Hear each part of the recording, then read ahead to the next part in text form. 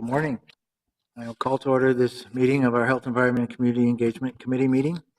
Now, this is our regular meeting, although it's rescheduled for Monday because there was a holiday last Monday. There's only two items on our agenda today. The first is a consent item, and the second is a discussion item about community solar gardens. So I'll move the consent item, which is authorizing an execution of a mutual aid agreement between 17 Twin City jurisdictions for a response to public health and environmental health emergencies. Anybody want to pull that out for discussion? Seeing none. All those in favor, please say aye. Aye. Opposed, say no. Abstentions? That motion carries. And then we can move into our presentation. And I forgot that I had neglected to introduce all council members, but now the council member, Fry isn't here, but he's on his way.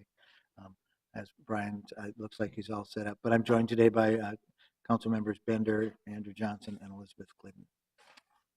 Welcome. Mr. Milberg, want to tell us about our community solar garden subscription action today? Committee Chair Gordon, Council Committee members, I'm Brian Milberg, the Energy Manager for the city. I'm here today to move forward two proposals that we received from our request for proposals for a low-income household community solar garden. I'll cover several things here today. We're just going to quickly, again, for people who may not remember how the garden works, the things that we were asking for in the proposal, the pricing of the two accepted proposals, and then the long-term financial benefits of those proposals. So again, the solar garden structure is a solar garden is created. It sends all of its power on the left side of this triangle to Xcel for free. Xcel sells us electricity just like they always have done, and they charge us for that electricity.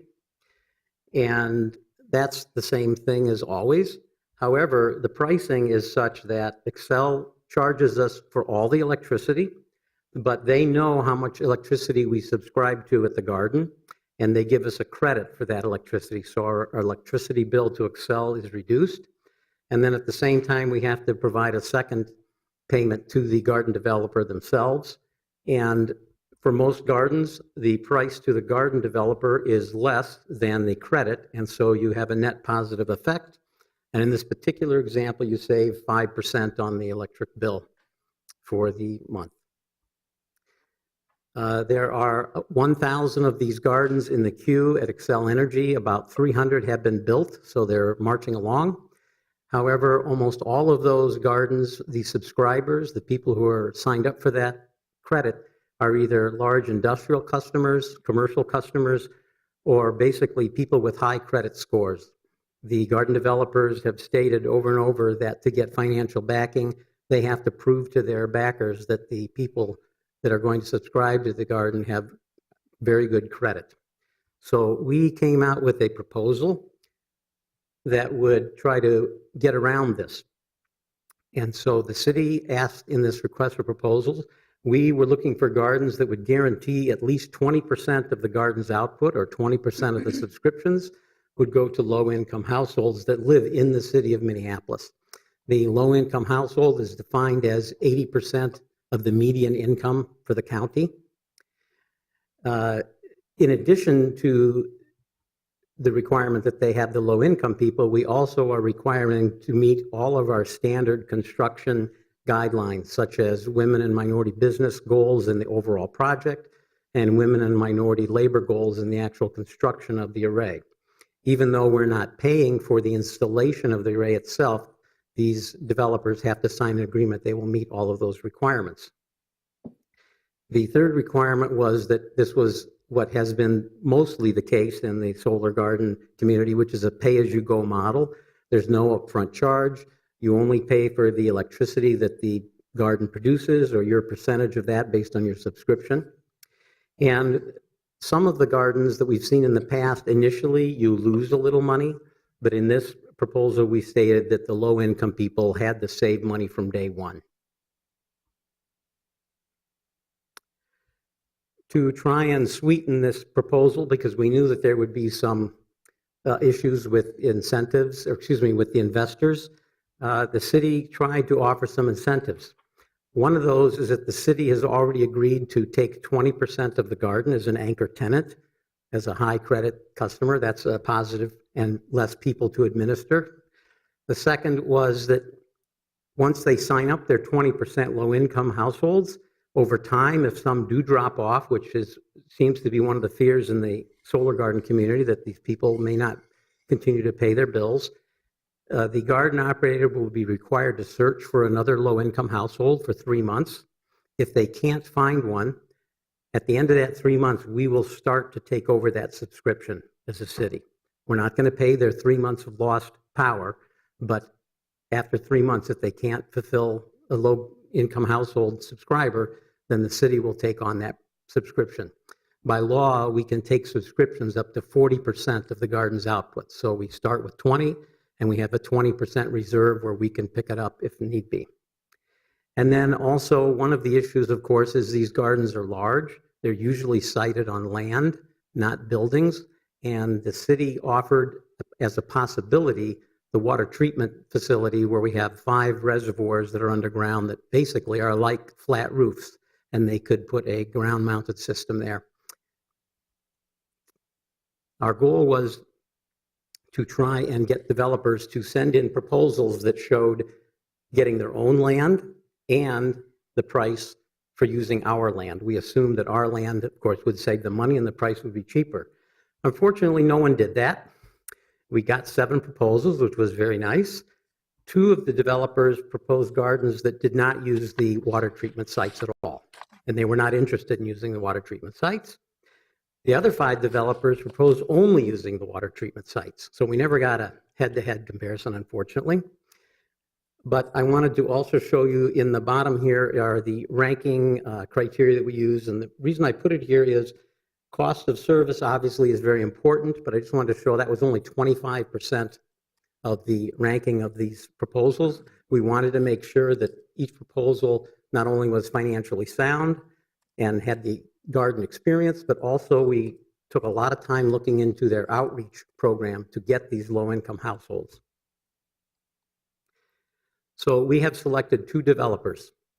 We've selected the 2 developers that did not use the water treatment site. The reason we chose these 2 developers is, number one, they had the highest scores, but in addition to that, their percentage of savings to the low-income households was the highest of the 7 proposals. At the same time, the city does not lose money. So just to walk through these 2 companies, Rena Sola and Renewable Energy Partners. Rena Sola is proposing 2 gardens. There was no limit on the number of gardens they could propose. Their price, as you see, the city is paying slightly higher than the low-income households. This was a fairly typical result of the proposal. Basically, the city is giving up a little bit of its savings to help the low-income subscribers. This particular garden, it's a fixed rate for 25 years, no increases in price, and basically, over a 25-year period, the city will save about a 25% reduction on its monthly bill, and the low-income households will receive 42% reduction. Calculated over a 25-year period in today's dollars, that's $600 a year for a standard low-income household, so it's substantial. The other chosen developer was Renewable Energy Partners. They are proposing a single garden sited in the city of Minneapolis, hopefully on North High School, so it'll be a roof-mounted system. Again, you see the difference in pricing. The city's paying a little more.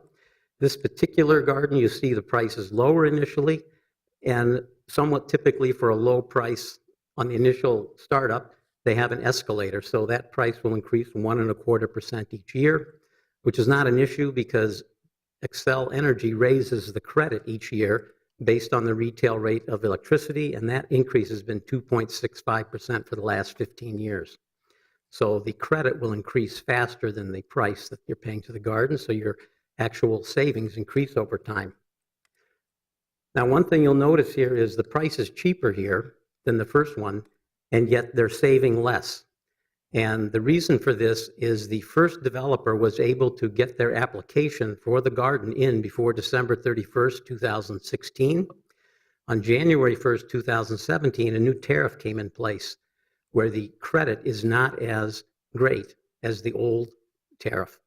And so here you can see that that change has impacted the finances. However, they will still save 25% on their monthly bill. The second section of the chart here, just again, the same two companies, the location of the gardens. Rena will be in Anoka and Sherburne County on basically open land, and Renewable Energy Partners hopefully will be on North High School, but if not, they have several other industrial sites where they can place it on roofs. A typical household uses about 10,000 kilowatt hours a year, and so this next column shows how many households can these gardens support. So Rena Solar can do 71 households, and obviously since they're twice as large as Renewable Energy Partners, they are, again, serving almost over two times as many people, and Renewable Energy Partners is at 31. So we have about 100 families that can partake in this if they select doing all of their electricity through this program, which they do not have to do. They can do a portion. We could then serve more households. This is only 20% of the garden. Talking to the developers, they are willing to take more low-income households than the 20% guarantee, the minimum. So we may be able to serve up to 4 times as many people. And I also wanted to show that both of these gardens in their outreach program have enlisted several well-known neighborhood organizations, nonprofits working in the area, specifically with low-income households that have mailing lists, that have clientele, and we feel they'll be able to reach these people quite well. I do want to just talk a little bit about timing. The Rena Solar Gardens possibly could come online by the end of 2018. It's unlikely that the Renewable Energy Partners will. It'll probably be the first quarter of 2019. Excuse me. I just wanted to show the financial gains over time. This is in constant 2017 dollars. You see that this is for the city because we're taking 20%. Obviously, we're taking a much larger proportion than a single low-income household. But basically, over 25 years, we're going to save in the range of $150,000 to $165,000, regardless of which garden we go with. And here again, you see the difference in pricing. The Rena Solar, the yellow line, is a much higher for the low-income household, but over 25 years, even the blue line is saving them $8,000 versus about $15,500 for the Rena Solar. So it's quite beneficial. So if the council and committee approves, we'll move forward with negotiating contracts. We will have a standard subscription agreement, as always, but we will also have a side contract that discusses all the details of them finding the low-income households and the ways that we would replace them if needed. So there'll actually be 2 separate contracts with each developer. Excellent. Thank you. I don't see any questions right now, but I have one question. It looks like Renewable Energy Partners is a local Minneapolis-based business. Yes, it is. Is Rena Solar international firm? Rena Solar is an international corporation, although they do have a local office, and their representative is here, Eric. So they have a presence here. They have numerous gardens in the area that they're developing. Okay, excellent. Excellent. I appreciate that. Any other questions from committee members? I'm delighted that we got so many responses, and we found 2, I think more than maybe we even expected, that are worth moving forward with. So I'm delighted to move approval of this item.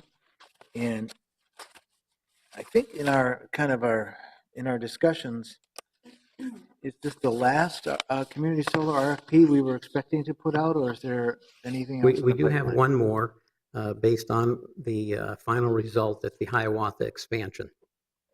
We've been talking, we have submitted to a grant, and we received a grant for technical expertise from the Department of Energy. It's called the Solar Challenge Grant, and that is in that particular program. Depending upon the size of the buildings, the parking garage, we can possibly do something there. The other issue is that Xcel Energy is pursuing renewable development funds for that project as well, to lower the cost, to again increase the savings. We've asked the developers to look at a 50% reduction in monthly bills for that garden. That will be the last one that we have, at least in process right now. And then the last thing that at least I want to kind of highlight for committee members, even though nobody was chosen to put any solar on our water treatment facility, we still have hopes of putting an array there sometime in the future. Maybe it'll just be a city project and won't be Yes. community solar. In reviewing the proposals, while they all saved some money, it was decided that the liability of having an outside company's infrastructure sitting on top of our infrastructure, and we were only saving about $15,000 to $20,000 a year in savings. It just wasn't worth tying up the land. If it should happen that we would have to open up a reservoir to repair it, they would have to remove the solar array, and that means the customers would then stop getting the credit.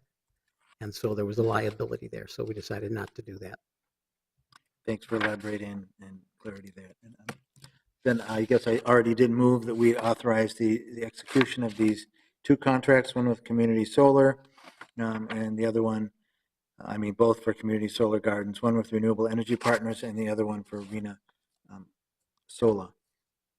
All those in favor of the motion, please say aye. Aye.